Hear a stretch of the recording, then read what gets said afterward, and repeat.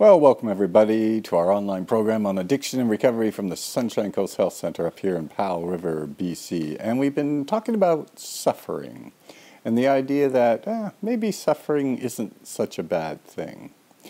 The great psychiatrist Viktor Frankl made this observation that if there is any meaning in life, there must be meaning in suffering, simply because all human beings suffer.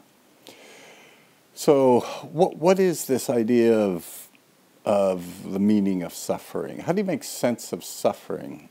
Okay, well, we have lots of examples of people who have done this. We've mentioned before people like Christopher Reeve, who broke his neck and discovered that it was through that experience of suffering that he learned how fragile life could be, but actually also how beautiful life could be.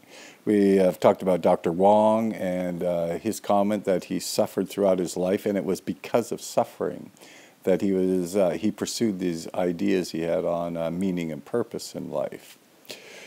Clients at the Sunshine Coast Health Center are actually kind of interesting in the sense that they've looked at when they hit bottom. This concept in addiction where sort of you reach this abyss of your life, and it's an emotional thing, and after you hit bottom, then you consider, well, maybe there's a better way of living and get into recovery. So some of the clients that we've had have told us, for example, they understood the meaning of hitting bottom as sort of a signal to them that however they were living their life, it was no longer working for them. And so it was a time that they had to change.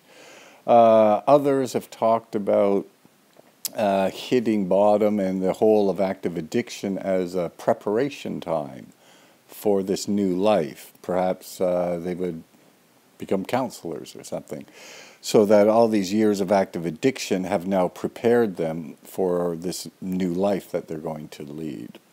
And this is an important piece. Psychologist Ken Hart has talked about the importance for people in recovery to look at their hitting bottom and understand what it means for them. In fact, according to his research, people who do that and actually learn from this experience of hitting bottom actually do better in recovery than people who don't do that.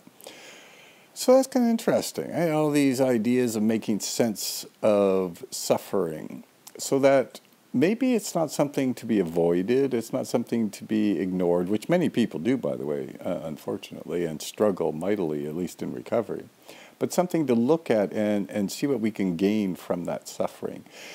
And so the meaning that you give to suffering is always unique. It'll be up to the individual, but it's remarkable in our experience how many clients have been able to come to terms with their suffering and then use it for their benefit, to make them stronger, to make them...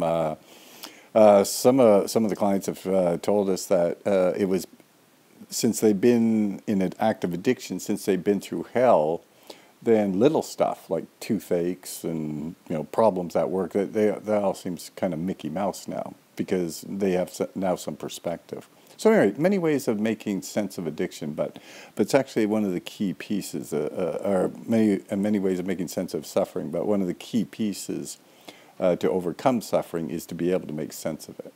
Anyway, that's it for this online program. Be back next week with another one on suffering.